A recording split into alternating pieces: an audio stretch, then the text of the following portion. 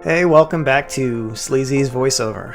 In this video I tackled installing LMR's smooth Fender Aprons in my 1989 Mustang GT. When I first started doing this, I couldn't find any great educational videos. So I figured I'd record it and present pretty much the entire process here. And yeah, I mean, it's going to be a lot of drilling, a little bit of welding, which I definitely sucked at in the beginning, and I kind of learned quite a bit along the way. Oh yeah, also just a quick disclaimer, I am a complete amateur when it comes to any of this stuff, any kind of sheet metal work, so this was a major learning experience for me. The difference between the passenger side, which I started on, and the driver's side, you'll see is like night and day. It's easy to say that this was a major learning process. I will say you absolutely have to have the right tools for the job. I went into the passenger side not really having everything I needed. On the driver's side, I ended up buying more clamps, Cleco pins, and wow, what a difference. It just came out way better.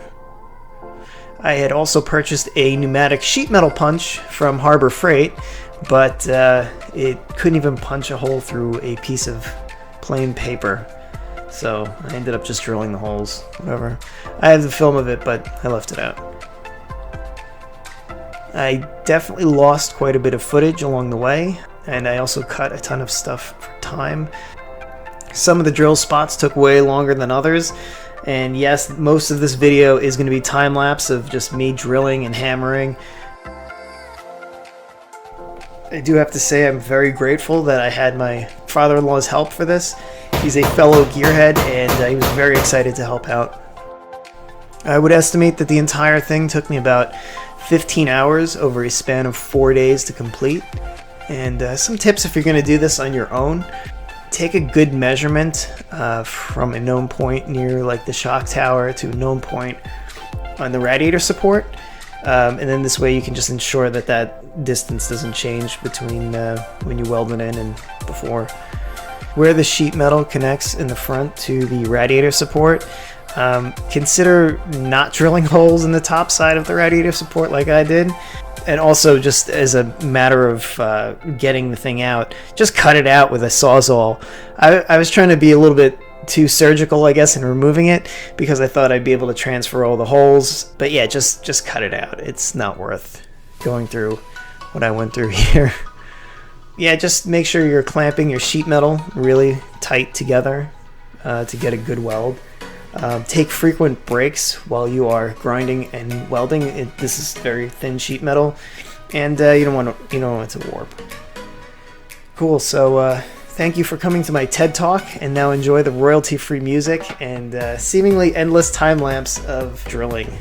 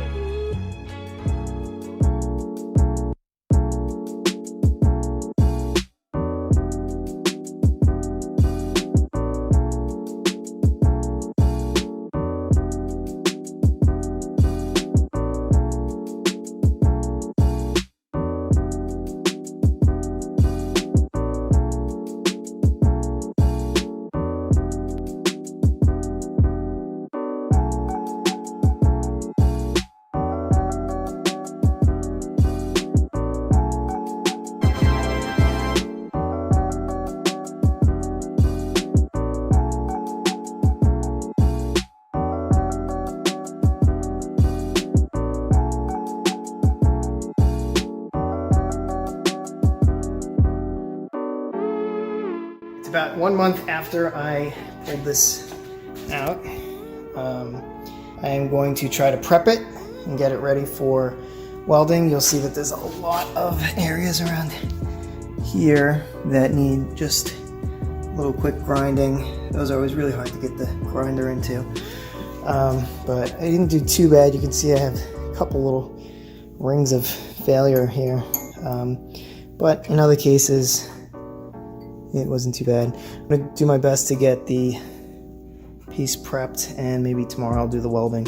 Not sure yet, but that's today. I'm going to do a little bit, get this gray weld through primer. Let's see if I can, there we go. Stuff's decent, I suppose, but true to its name, you can weld through it. It's better not to, but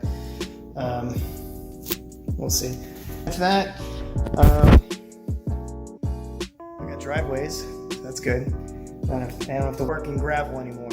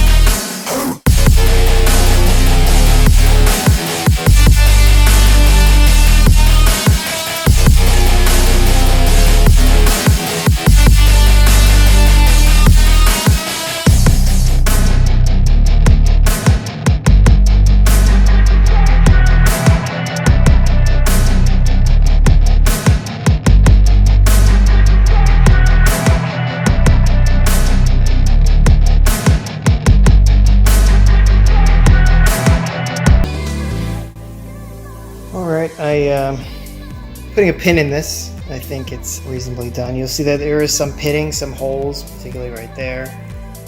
Yeah, there's one. I'll get back to those and I'll fill them. But for now, I really need to move on to other parts of this vehicle. Did I do it right? Absolutely not. Am I going to be okay with it being imperfect? Yeah, I am. You know, it was my first try, and you know what? I'm okay with that. Will I ever do this again?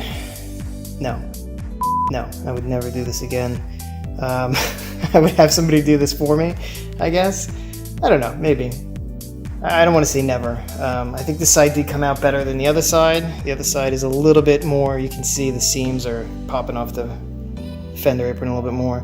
This side I might actually kind of cut the bottom and then redo and, you know, do that side as well. I don't know, I'm not sure yet. I do plan to fill some of the holes in this engine bay with plastic and kind of go over it anyway, so we'll see. I have the covers for the strut towers. I don't know if I'm going to do those next. I kind of want to address the K-member and everything else, but for this particular part of the project, I am satisfied with how it came out. They are solid, they are in there, they're not coming out. I am happy with the piece. I wish it covered the frame rails. You'll notice the frame rails have all those holes in it still. I'm sure I could, you know, just fill those holes myself. I don't even know if I'm going to bother. I'm not really looking to make a show car. It's just the holes in these panels were the most egregious. So let me know what you think. If you think it's a disaster, I would like to hear that as well. Yeah, so that's it. Hope you enjoyed.